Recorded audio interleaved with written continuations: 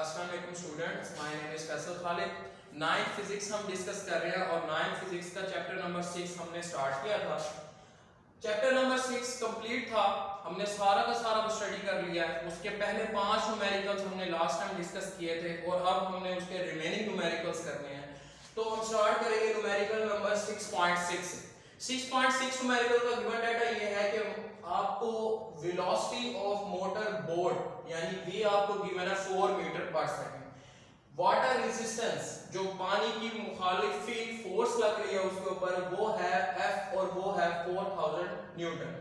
Find आपने यहाँ पे करनी है पावर ऑफ इंजन। अब बेसिकली यह सिचुएशन इस तरह से है कि वाटर से बोट जो है पानी की कश्ती जो है वो मतलब दरिया से गुजर रही है, ठीक है, और उसकी जो वेलोसिटी है बोट की वो है 4 मीटर पर सेकंड, ठीक है, जबकि जो पानी की उसके ऊपर मुखालफी फोर्स लग रही है वो है 4000 न्यूटन। तो कहता है कि जो बोट है उसके इंजन की पावर कितनी होगी वो आपने फाइंड आउट करनी है। याद रखिए पावर से रिलेटेड कोई भी न्यूमेरिकल आपका आ जाए तो पावर की डेफिनेशन से जो आपने मेन फार्मूला पढ़ा था यानी कि rate of doing work which is P is equal to W over T, वहां से आपने स्टार्टिंग लेनी है। हमेशा पावर का कोई न्यूमेरिकल आ जाए आपने स्टार्टिंग लेनी है P is equal to W over T से। तो हमने कर लिया P is equal to W over T। अब W है वर्क डन, वो इक्वल होता है F मल्टीप्लाइड बाय S यानी कि फोर्स और डिस्प्लेसमेंट के प्रोडक्ट के। लिख दिया W की जगह F multiplied by S over T। अब F को एक साइड पे कर लिया और S over T कर दिया। S over T, S is equal to VT से अगर आप निकालें तो V is equal to S over T होता है। तो ये आ जाएगा आपके पास S over T V के बराबर। अब आपने फोर्स भी आपको गिवन है ऐसा यूनिट न्यूटन में पुट कर दिया, वेलोसिटी भी अपने ऐसा यूनिट में गिवन है पुट कर दिया, तो आपका आंसर आ जाएगा 16000 वाट, ठीक है। अब ये जो 1000 है ये किलोवाट से रिप्लेस हो सकता है। 1 kilowatt is equal to 10 raise to power 3 watt, यानी कि इसको 10 रेज़ टू पावर 3 वाट करके लिखें तो जो 10 रेज़ टू पावर 3 वाट है कि यहाँ पे 3 जीरोस थे इसलिए 10 रेज़ टू पावर 3 वाट आया और ये 10 रेज़ टू पावर 3 जो है 1 किलोवाट के बराबर होता है। तो आंसर आ जाएगा आपका 16 किलोवाट। आपने डायरेक्ट इस न्यूमेरिकल को ऐसे नहीं करना है कि फोर्स और वेलोसिटी को मल्टीप्लाई करके आपने पावर निकालनी है, ऐसे नहीं करना। स्टार्टिंग आपने मेन उसके बेसिक फार्मूले से करनी है कि P is equal to W by T और उससे इस तरह से आपने स्टेप बाय स्टेप यहां तक पहुंचना है और फिर उसको आपने वैल्यूज पुट करके सॉल्व करके आंसर निकालना है, ठीक है। नेक्स्ट आपका न्यूमेरिकल है न्यूमेरिकल 6.7। 6.7 न्यूमेरिकल का गिवन डाटा ये है कि यहां पे आपको फोर्स गिवन है जो कि एक ब्लॉक के ऊपर लग रही है। Force applied on a block F is equal to 300 newton. Distance covered by block, जो ब्लॉक डिस्टेंस कवर करता है वो S है आपके पास 50 मीटर। Time taken by block to cover distance, distance cover करने के लिए उसने कितना टाइम लिया वो गिवन है 60 सेकंड। आपने यहाँ पे power of man find out करनी है कि आदमी की पावर कितनी है। फिर वैसे पावर का कोई भी न्यूमेरिकल आ जाए स्टार्ट आपने करना है उसके बेसिक फार्मूले से। तो जो आपके पास बेसिक फार्मूला है वो है P is equal to W by T, ठीक है। P is equal to W by T के बाद जो W है वो होता है F multiplied by S के बराबर, ठीक है। W की जगह आ गया F multiplied by S, ठीक है। F आपको गिवन है यहाँ पे 300 न्यूटन पुट कर दिया, ऐसा यूनिट में गिवन था डायरेक्ट पुट कर दिया। S आपको गिवन है 50 वो भी पुट कर दिया क्योंकि ऐसा यूनिट में गिवन है और टाइम भी ऐसा यूनिट में गिवन है तो 60 यहाँ पे पुट कर दिया। मल्टीप्लाई किया तो 15000 डिवाइडेड बाय 60 हो गया और 0 से 0 एक कैंसिल आउट हो गया। 1500 डिवाइडेड बाय 6 करेंगे तो 250 वाट आ जाएगी आपके पास इसकी पावर। नेक्स्ट न्यूमेरिकल है न्यूमेरिकल नंबर 6.8।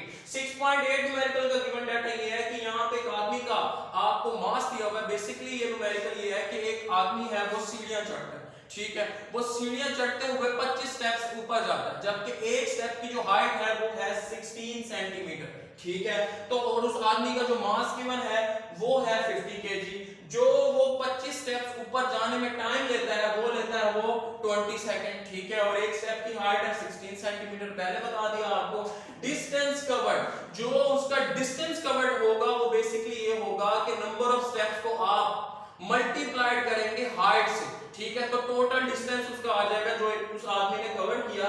तो यहाँ पे आप देखें देखेंगे कि नंबर ऑफ स्टेप्स है 25 और जो हाइट है वो है 16 सेंटीमीटर। मल्टीप्लाइड करेंगे तो आंसर आ जाएगा 400 सेंटीमीटर।